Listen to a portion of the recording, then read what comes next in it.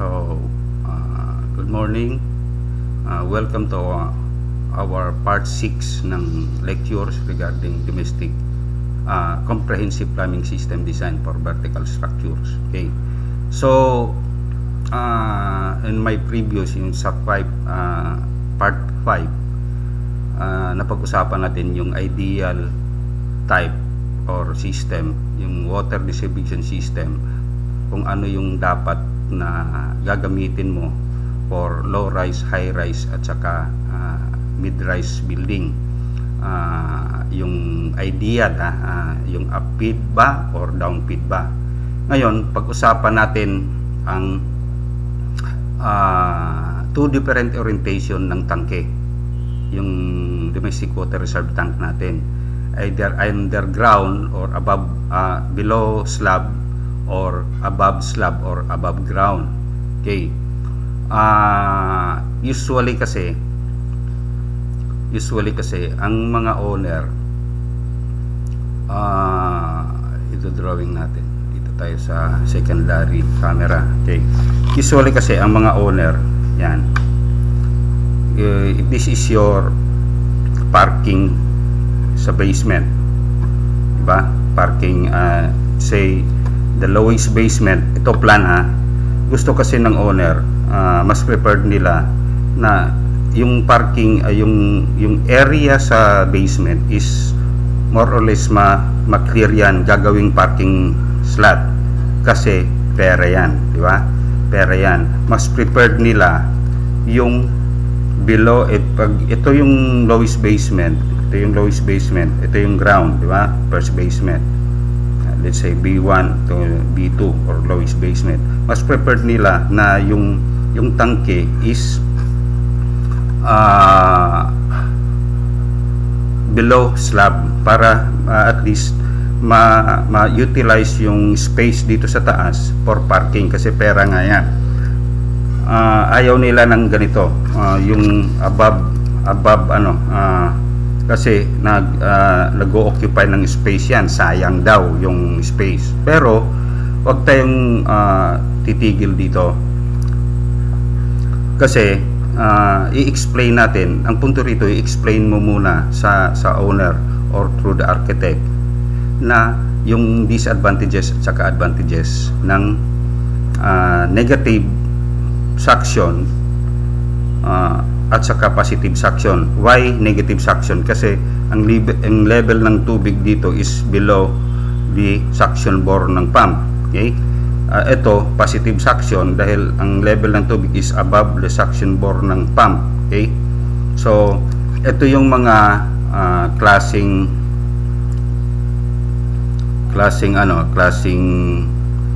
pump na negative at saka positive. Okay?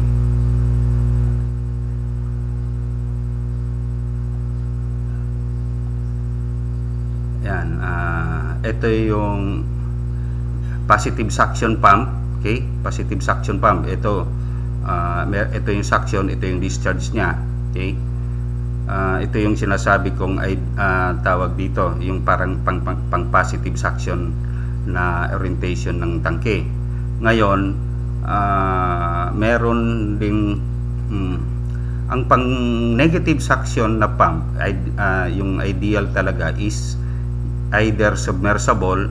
Ito yung submersible, yung ginagamit sa deep well, pero ini-install nila to, minsan ginagamit ito sa water supply distribution system ng building. Inihiga lang itong pag-i-install. So another negative suction pump is the vertical turbine. So ito yung pang domestic water reserve, domestic distribution system. Ito naman yung pang fire. Okay, kulay pula. Meron na rin palang fire pump na submersible ito, pero usually hindi ini-specify ito sa atin dito sa Pinas.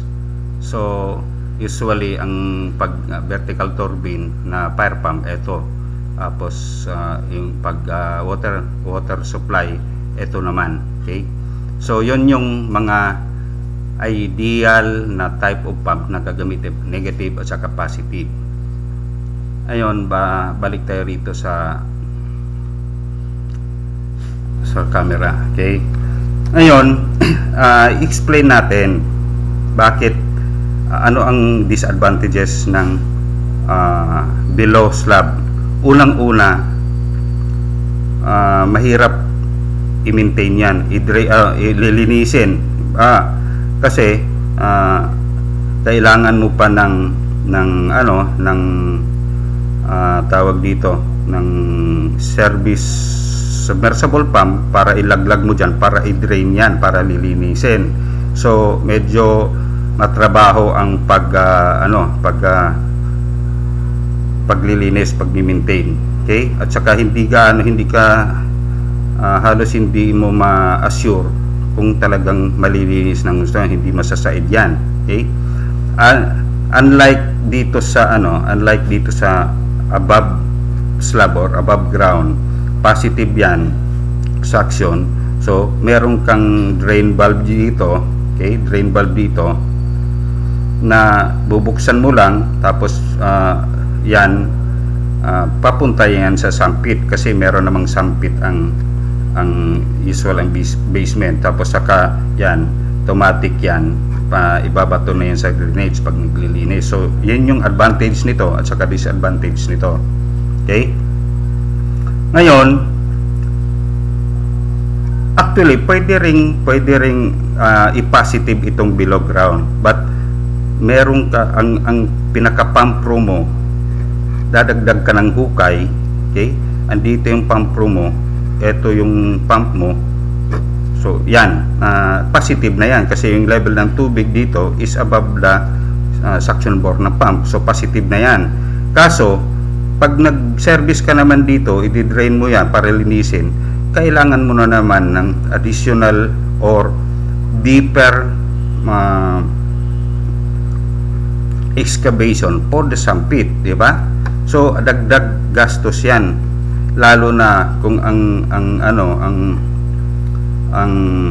ang area na pag tatayuan mo ng building is yung water level niya, or tawag dito, yung is medyo matubig, mahirap mag-excavate yan. So dagdag gastos yan. Ngayon another problem is doon sa, siyempre kung may basement yan, medyo high rise yan, or mid rise, or yung mga building na required na as per NEPA and fire code, kailangan na ng tawag dito sprinkler system. Ang problema doon pagdating sa fire pump, kasi ang fire pump, say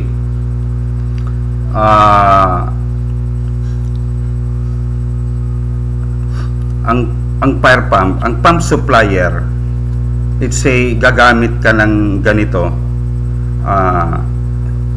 below slab, pero gagamit ka ng pump na positive suction. Ngayon lalagyan mo lang ng foot valve yung suction line nya para palaging naka-prime ito. Ang pump supplier, say kahit fire pump pa ang gagamitin mo dito, ang pump supplier hindi nagbibigay ng warranty. Hindi nagbibigay ng warranty dito sa fire pump nila, kasi nga you are using the wrong type, yung hindi ideal type of pump. Kasi positive suction ito, naglalagay ka lang ng foot valve dito para magkaroon lang ng tubig ang kasi nagsasarado yan, parang check valve yan pero ang rason nila kung bakit hindi sila nagbibigay ng warranty is you are not using the ideal type of pump.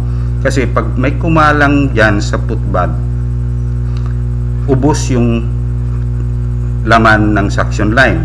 So during kumatsyempo yan during sunog, wala palang laman ito, paano mag-automatic na aandar yung fire pump mo? So failure. So kaya hindi sila nagbibigay ng ng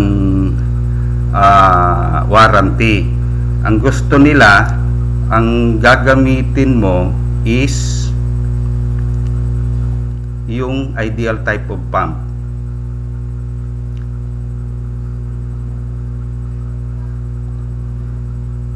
Ito, either turbine, vertical turbine na fire pump, or although hindi pa ako naka-experience ng submersible na ganito na fire pump, yun yung ideal na fire pump.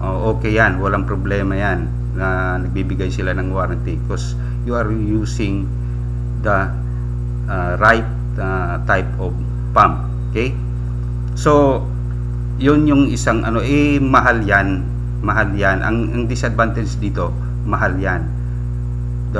Vertical, mahal yan kesa doon sa mga end suction na fire pump or mga split case. End suction, mga tulad nito, merong mga fire pump na yan mga fire pump yan, kulay pula. Mga fire pump yan, mas mura ito di hamak doon sa vertical turbine na fire pump. So yun yung disadvantage, di ba?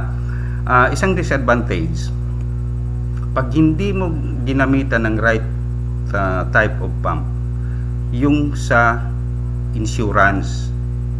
Kasi pag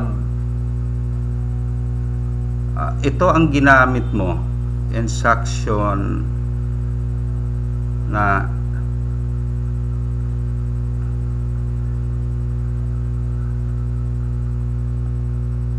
pag itong ginamit mo na fire pump doon sa negative suction na orientation ng tangke,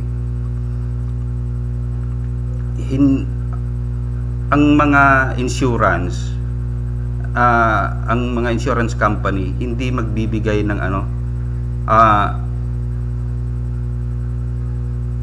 merong additional, hindi naman sa hindi ka bibigyan na hindi sila i-insure yung building mo.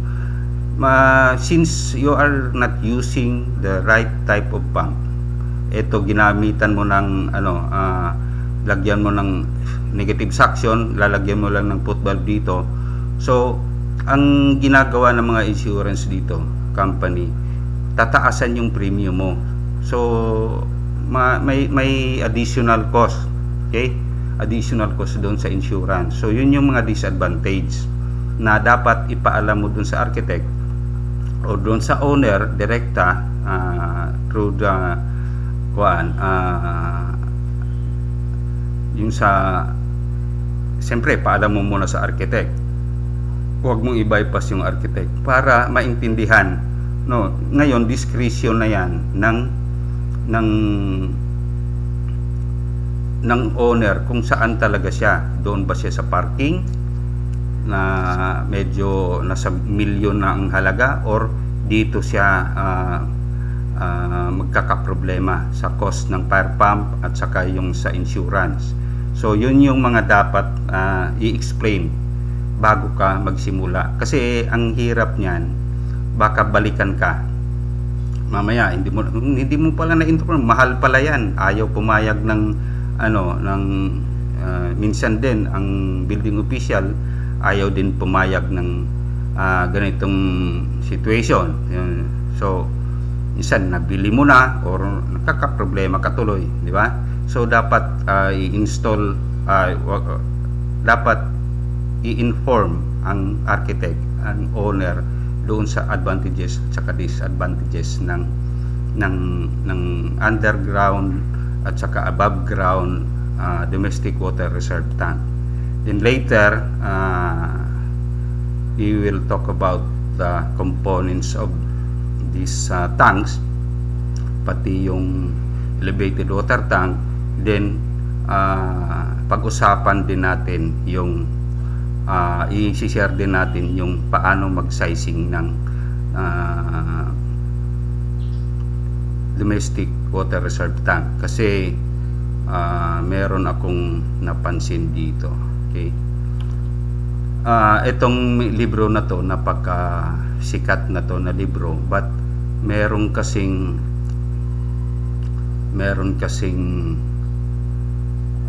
nagle-lecture na ginamit itong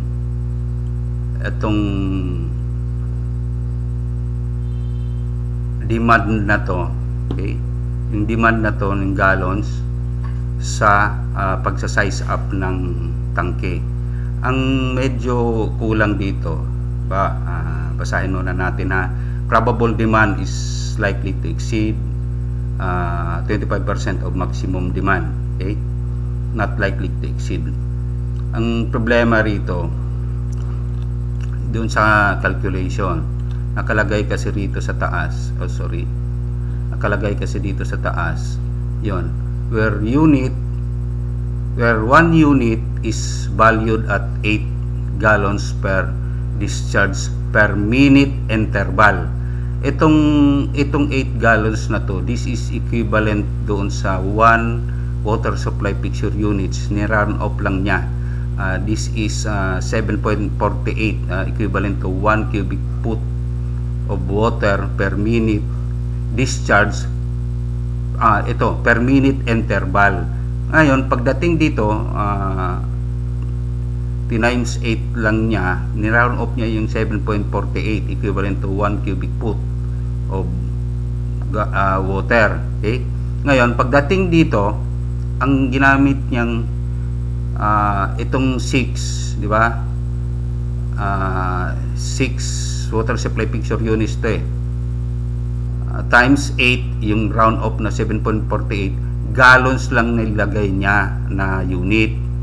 Ngayon dapat per minute, gallons per minute kasi nakalagay di discharge per minute interval, so gallons per minute yan. Ngayon ginawa niyang example, yan 6 units na water closet, ito 6 units water supply fixture units, ito times 3 water closet is 18. So 1 unit na laboratory, di ba? 1 fixture units ito. Water supply fixture units times 3 laboratory, tapos kitchen is 2 water supply fixture units. So 29 fixture units dapat ang unit nito. Then times 8 gallons per minute, itong run off na equivalent ng 1 water supply fixture unit, ginawa niya gallons lang. Ngayon yung ibang nagle-lecture ginamit ito as ang unit kasi nito is dapat gallons per minute, so hindi mo pwedeng gamitin ito as basis ng pag-calculate ng domestic water reserve tank, kasi unit nito is gallons per minute.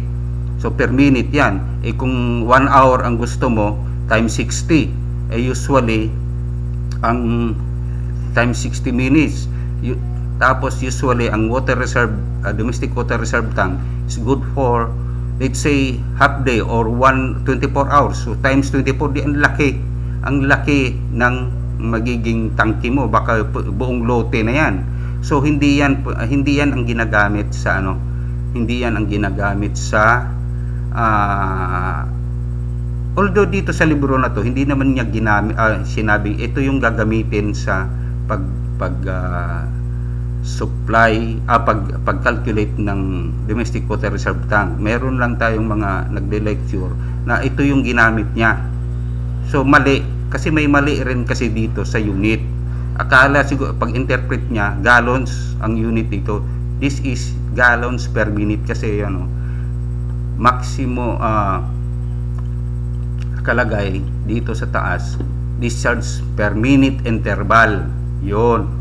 So later we will share to you how to calculate the water reserve, domestic water reserve tank capacity, okay?